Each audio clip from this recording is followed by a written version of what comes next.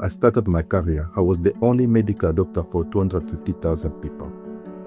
What do you think one medical doctor can do for 250,000 people? Welcome to Radio Davos, the podcast from the World Economic Forum that looks at the biggest challenges and how we might solve them. This week we're looking at global health with one of the most senior health officials in Africa. If I have to close my eyes to think about Africa the next 5 years, it will be another continent, because we leverage the power of AI and digital transformation agenda. It's a positive message from the head of the Centres for Disease Control and Prevention in Africa, a continent facing the impact of massive cuts to health spending from overseas. 30% of Africa's health expenditure comes from ODA. So it's having a massive impact in some countries more than others. In combination with that, Africa's escalating debt crisis is dovetailing with that. The head of global health at the World Economic Forum sets out the challenges of this new reality, and the head of Africa CDC explains why Africa is a huge opportunity. Many people are asking me if we have a market. I'm laughing because I say we have 1.4 billion people. This is the market we need. The issue is how to open this market. Follow Radio Davos wherever you get your podcasts or visit wef.ch/podcasts, where you'll also find our sister programmes Meet the Leader and Agenda Dialogues. I'm Robin Pomeroy at the World Economic Forum, and with this look at how healthcare can transform Africa, I have to call local manufacturing the second independence of Africa. This is Radio Davos. Welcome to Radio Davos, and this week we are looking at health with a focus on Africa. And I'm joined by my colleague Lora du Moulin, lead for global health and security at the World Economic Forum. Hi Laura, how are you? Hi, good, thank you. Lovely to be here. Great to have you here. What is it you do at the World Economic Forum? So I oversee our efforts that are related to global health and security, which includes pandemic preparedness, efforts related to vaccine manufacturing, disease monitoring, and related efforts. So you're based in the World Economic Forum's office in New York, but I'm talking to you in person here in the World Economic Forum's office in Geneva. How come you're over here? It's not just for Radio Davos, is it? No, this was actually quite a big week within global health. It was the World Health Assembly this week here in Geneva, and there's quite a few notable events that took place. For example, the Pandemic Accord was approved here in Geneva, and a draft will be moving forward to ratification. The Pandemic Accord, it was a set of how can countries come together in terms of how to better respond in the future to future pandemics and outbreaks, and how can there be a more collective response moving forward. Right. This is what the lessons we've learned from COVID and how to do it better next time. Exactly. Hopefully have them more institutionalized moving forward. And there was an event here at the World Economic Forum as well. Yeah, we had two events, one related to regionalized vaccine manufacturing collaborative. So that's an effort that the forum incubated and has since spun out. It's an independent initiative that's hosted at CEPI. CEPI is the Coalition for Epidemic Preparedness and Innovations, really dedicated to ensuring that there's vaccines, especially within 100 days of an outbreak. That's its main, one of its main missions it's taken on. And the Regionalized Vaccine Manufacturing Collaborative, now as an independent, it has the vision of ensuring vaccine equity and health security are created for all countries and all regions of the world, and that there's establishment of regional vaccine manufacturing and supply chain networks. As we saw during COVID, it was really the countries that had the vaccine manufacturing capacity within their borders that were the ones that had that first access to vaccines, regardless of their ability to pay. So even countries that were willing to pay, able to pay, because they didn't have that manufacturing capacity on shore, then they were unable to secure that supply. And there's also vaccine embargoes, for example, in terms of not exporting those.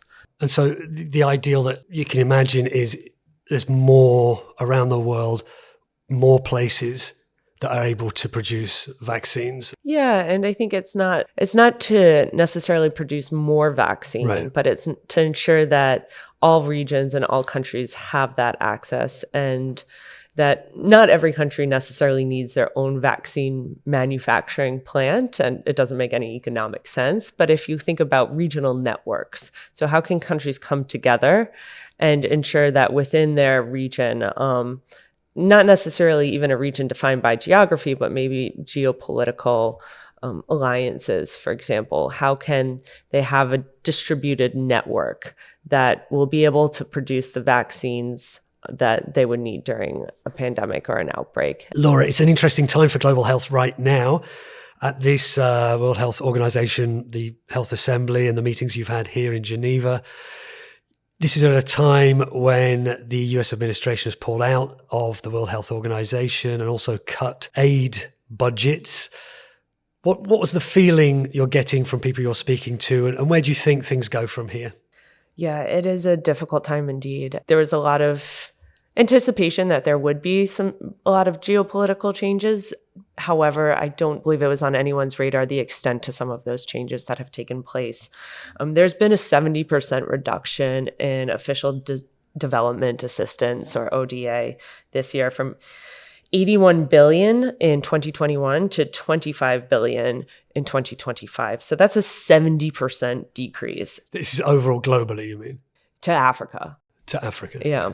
From the rest of the world, or from the US? From the rest of the world. However, the United States does represent the vast majority of that, not only in percentage-wise, but in overall dollar amount as well. And it represents the most significant kind of retrenchment of foreign health investments perhaps ever. 30% of Africa's health expenditure comes from ODA. So it's having a massive impact in some countries more than others. And in combination with that, Africa's escalating debt crisis is dovetailing with that. This is the debt crisis, and we've covered it on Radio Davos, where government debt has become so big, interest rates have gone up. Some governments are spending more just paying the interest on their debt than they are on government services such as, and particularly, healthcare. Yeah, precisely. So the obligations are projected to reach $81 billion US dollars by 2025. So that's surpassing the anticipated external financial inflows. So that's going to further limit fiscal space and bandwidth to be able to make those critical health. So that figure you just cited, that's the cost of the debt? The obligations that countries will have to pay. Right, because of the debt. Mm-hmm. Yeah. So because of the overall impact it will have on health financing, there's going to be tragic consequences and impacts. The WHO, for example, that estimated cuts will lead to more than 10 million additional cases of HIV and 3 million HIV-related deaths. Because as a direct consequence of this cut in overseas development aid. Yeah, exactly. And that's just for HIV. So up to 4 million additional people can now die from just treatable diseases in Africa. And that's related to just the US funding cut, according to the Africa CDC. Earlier this month, WHO reported that Kenya, Lesotho, South Sudan, Burkina Faso, and Nigeria, that they'll actually run out of the antiretroviral medicine for HIV within the next few months as a result of the USAID cuts. So the impact is being felt immediately and right now. And once somebody's off treatment, your viral rates start to go up. So the impact is indeed immediate. And what can be done to counter that? Someone's got to come in and find some money for that, I suppose. There have been significant investments announced this week coming from China to the WHO, from the Gates Foundation, from Novo Nordisk Foundation. However, there's been irreparable damage already made in terms of some of the institutions that are funded by that ODA. A lot of clinical trials, for example, have been halted. People have, as I mentioned, gone off their treatment. There are some gaps that have been filled, but not all. And a lot of the progress that has been made over the past 2 decades in particular, we're going to see a backtrack on that. One thing to note is that Africa CDC and Dr. Jean Kaseya, they did just announce recently a new strategy in terms of how to promote domestic financing using types of innovative financing tools, blended financing and whatnot. That has received support from the African Union, from heads of state, but that's going to take time, and we don't have time, and lives are on the line, and it's going to mostly affect children who are most vulnerable to preventable diseases like malaria, young women and adolescent girls, where we see a lot of the new infections from HIV. And those are the people that are going to be most impacted. And I suppose this makes the work you're doing, the work of the World Economic Forum, more important than ever in some ways, because this is an organization that brings together people who are looking for solutions, be that private sector, academic experts, philanthropists even. I guess we have to, look at the glass half full in a situation like this. Yeah, I mean, there's definitely going to be some innovative partnerships that will be catalyzed and advanced more rapidly because of this. And I mean, that's going to be fantastic, actually. And I think there's absolutely more interest in engaging with private sector now than I have ever seen within this field. There's more openness and willingness for cross-sectoral collaboration. And I think that a lot of the expertise, capabilities, and capacities that exist within the private sector and the ability to scale and to ensure sustained solutions through public-private partnerships can really address some of these changes that have taken place recently. So yes, in response to your comment, I do think that the World Economic Forum, as the neutral convener and platform for public-private partnerships, can play a role here. Well, let's take a listen then to Dr. Jean Kaseya. Now, he spoke in Davos, the annual meeting of the World Economic Forum, in January. So that was just, I remember well, the week that the Trump administration was sworn into office. So it was ahead of these cuts, although, as you say, some of them were anticipated, probably not quite to the extent that did happen in reality a few weeks after Davos. Let's hear from Jean Kaseya, the head of Africa CDC.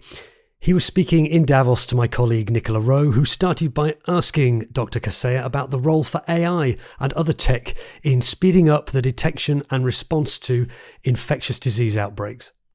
I have to say to people that Africa can jump, and we don't have to follow all processes, all steps that other continents they took. If I give the example for the cell phone, before having cell phone in Europe, you had the landline. In Africa, we didn't have landline. We crossed landline. We got the 4G and the 5G. This is also what we are doing to support the surveillance. We need strong digital system in place, and we need also to leverage on the power of AI. When we decided to accelerate with the digital agenda, we discovered that only 32% of our health centers are connected. People, they heard about this disease X in DRC. For 2 months, the national level didn't have information about what was happening at regional level. It means before talking about the digital transformation, we need connectivity. And it's the basis.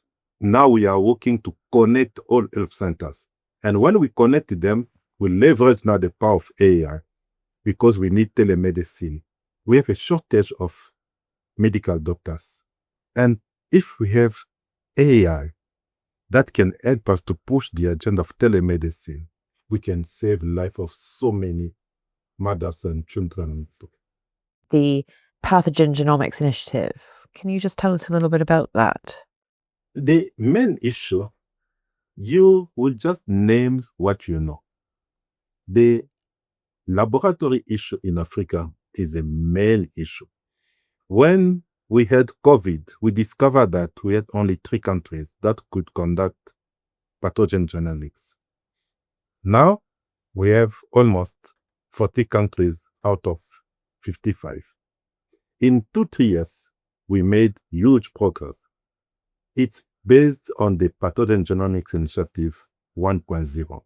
Now we are moving to Pathogen Initiative 2.0. It means we need all African countries to have capacity and capability to conduct genomic sequencing. First. Second, at the centralized level, to have capacity to conduct appropriate testing. And also to ensure that there is a connection, because we want, when there is a public threat somewhere, to get information quickly. We are putting in place mechanisms with Pathogen Genomics Initiative 2.0, but we are also bringing the digital component. Africa will be a very well-connected continent using the health sector approach with initiatives like Pathogen Genomics Initiative 2.0. It might be quite an interesting angle to talk about how by installing the connectivity now, it's sort of 0 to 100 in terms of connecting the entire continent and getting every country involved. But you'll be using the latest in tech to do so.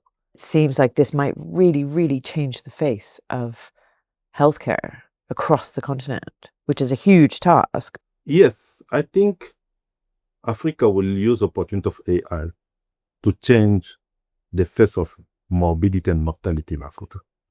Because, as I was saying, the potential of telemedicine will change a lot.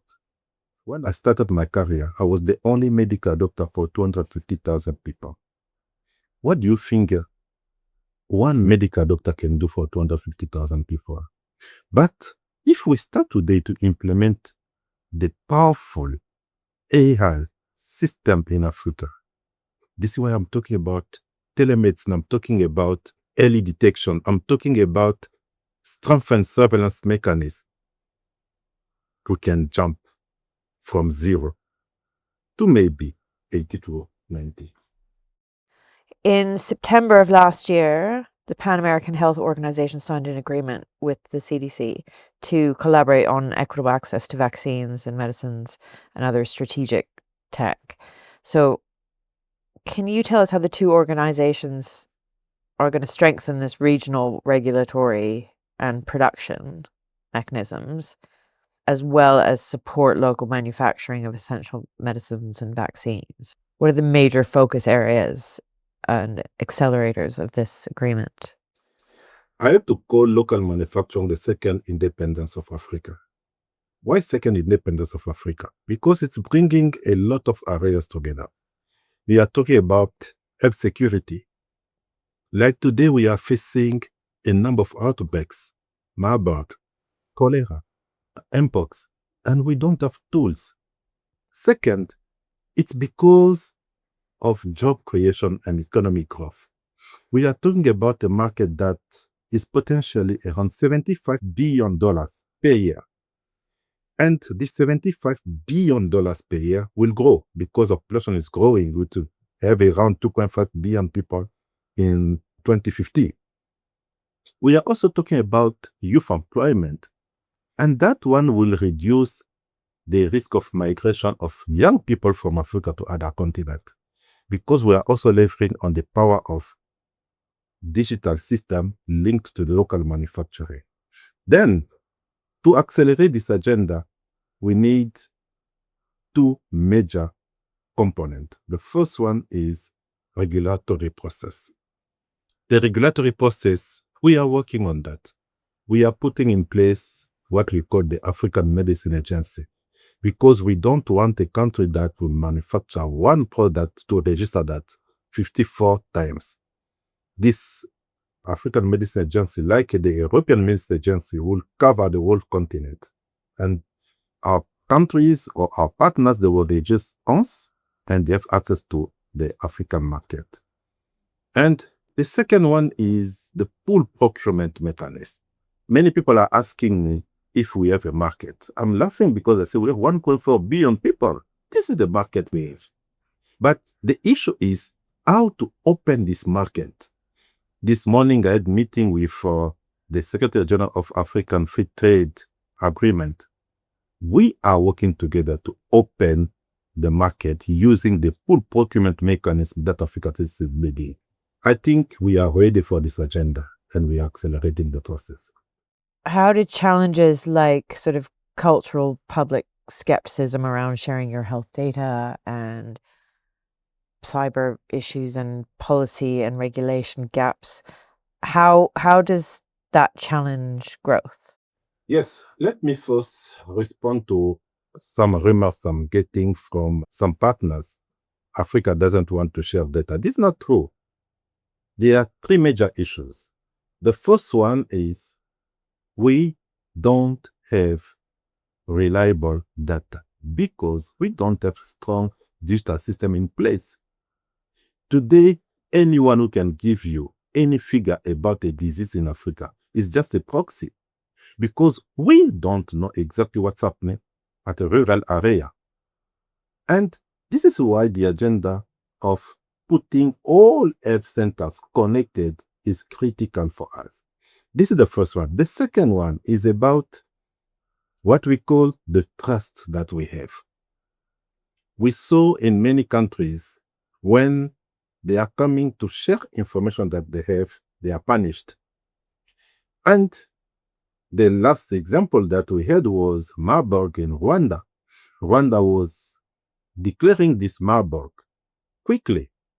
And we saw a country coming with travel ban.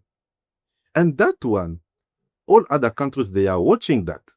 We need now to rebuild trust to say, please continue to share information because we are also advocating for no travel ban, no punishment.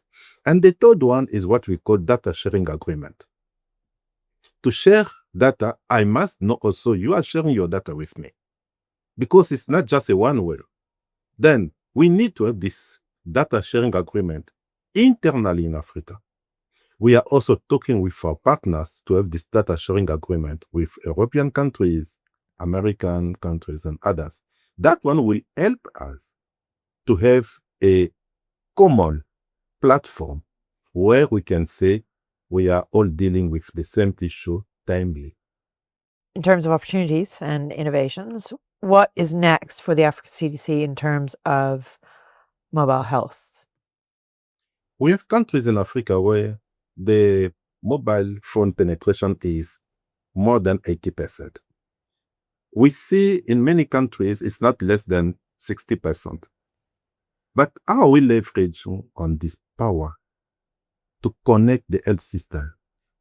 For the next 5 years, I see each community health worker in Africa. It means people who are at community level, working with communities.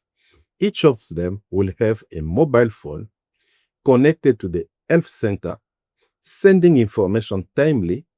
Because we are connecting all health centers, this information will be also shared at national and continental level at the same time.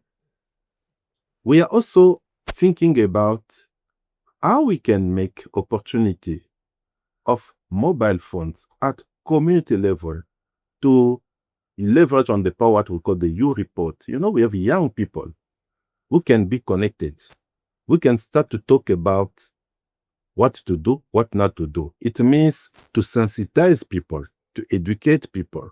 If I have to close my eyes to think about Africa the next 5 years, it will be another continent because we leverage on the power of AI and digital transformation agenda. From a professional's perspective, did you ever anticipate that this would be in your lifetime? That these things that you're working on now that will change the lives of millions? The person who inspired me to become a medical doctor is my mother. She was a nurse, a pediatrician nurse. I was sometimes going with her to see how she was supporting children. And one day I said to my mother, I want to be like you. She said, no, you can be more than me. You can become a doctor. Because me, at that moment, I was not given the opportunity to do medical studies. And then when I started my career, as I told you, I was in a rural area called Health Zone Kaemba. Kaemba is bordering Angola. At that moment, Angola was a country facing civil war. And health infrastructures were not in place. Human resources were not in place. In addition to my 250,000 people, I was getting also people from Angola. I was not thinking in a very short period of time, things can change like that. This is why I'm also positive. What I did since I started my career to become Director General of Africa CDC, I think that the next generation of Director General of Africa CDC will not talk what I'm saying today. We'll start to talk about how Africa is influencing the global health agenda. Because we have more young people, very well connected, educated, and today we are putting in place the mechanism for sustainable financing system. Africa is where people they must be.